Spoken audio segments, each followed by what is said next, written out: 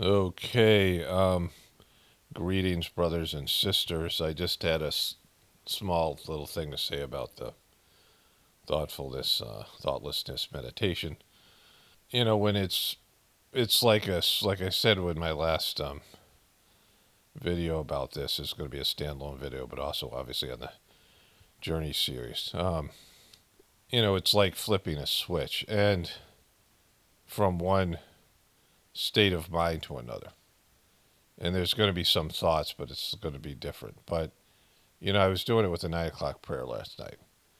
And the 9 o'clock prayer is a good example of this. When you start off, the prayer is, my brothers and sisters are being filled with love and devotion, and real faith is growing stronger in them. Those are words. And by the end of the prayer, it should be a feeling. And so, in Sahaj Marg, there's these suggestions, these spiritual suggestions that can be given during sittings, but all of it, like the mission prayer, any of these things, it starts off as words, and then it's supposed to become more and more subtle, to where when you're um, an abstract being, when you don't have a body, you don't have a mouth, you don't have ears, you don't have senses, souls can communicate with each other in a more precise way through thought, through feeling, right? There's a communication level that's much more precise, and it's getting to the root of these ideas, and the ideas become, in a abstract form. There's a purity to them, right? And so the medium, the Madame Hélène, the medium who was doing all this channeling, physically it would wipe her out physically. Of course, she had physical issues because she had to go up to a place where the communication can happen, right? Where she can have these exchanges, and they're coming in thought form, and then she's converting them into words. They're coming to her in idea form and energy form, and then it has to be they're not Babaji and these higher developed abstract etheric beings, not abstract, etheric, are communicating without language, right? So if Babaji was to send a message to somebody, it would come in their language, right? He doesn't speak French, right?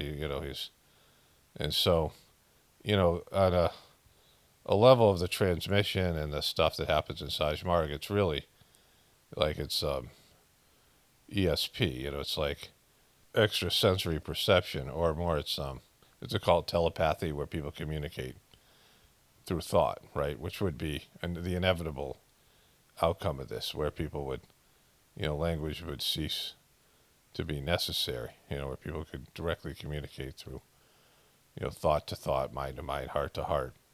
And so there's deeper levels.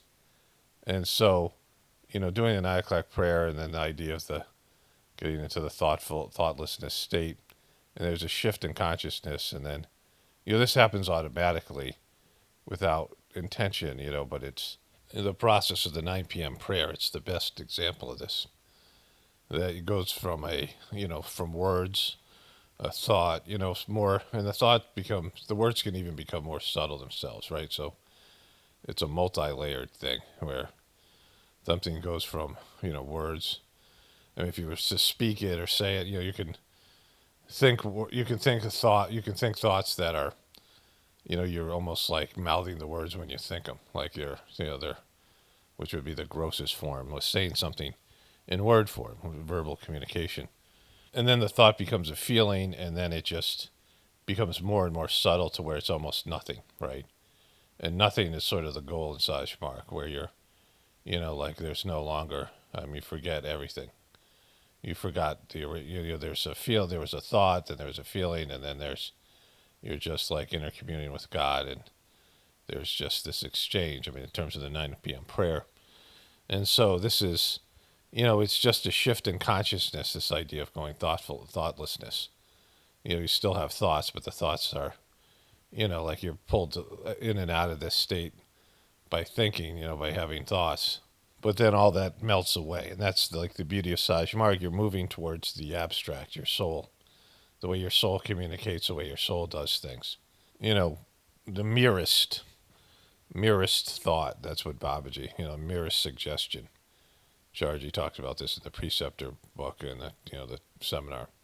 The merest, like the most subtle, is the most effective. Like so, in terms of manifesting things, there's where people come together, have some ideas, and then verbalize them to other people, and then there'd be plans, and then there'd be instructions and blueprints, and all these things.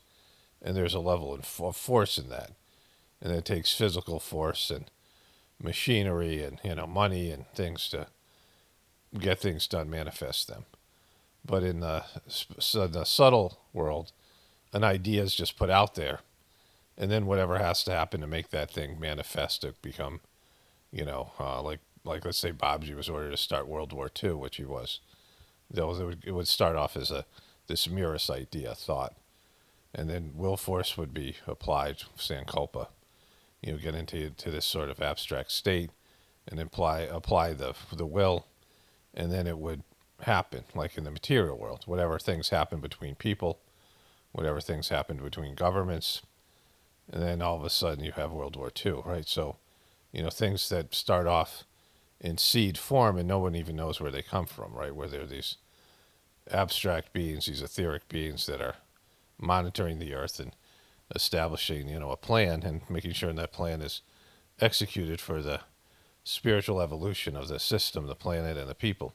So, the only thing that's different about this process now for me is that I am consciously engaged in the thoughtlessness process, because people who are in samadhi are in this state, thoughtlessness state, right there. There's this element where it just happens naturally, and so it shouldn't be forced by people at first. I mean, other people are going to be interested in trying this out. I mean, it's just years and years of meditating, and then you're establishing a habit, or you're exercising this state of mind, or a state of consciousness is a better way, because it's also a state of the heart. And so as you do the meditation and you receive transmission and cleaning, you start falling into this, you start drifting into this state of consciousness and going to a deeper level of consciousness and a more subtle level. And then after a while, it can just be, you can make it happen by, having the thought to drop into this by fading into this state of consciousness. And so it's like, it's almost just you're doing less. There's lots of talks about doing nothing, right? Like you want to get to this state where you're doing nothing, where God's doing everything, and you're just, going along for the ride. Anyways, I thought I'd add this little piece to the whole thing, and then I'll continue on.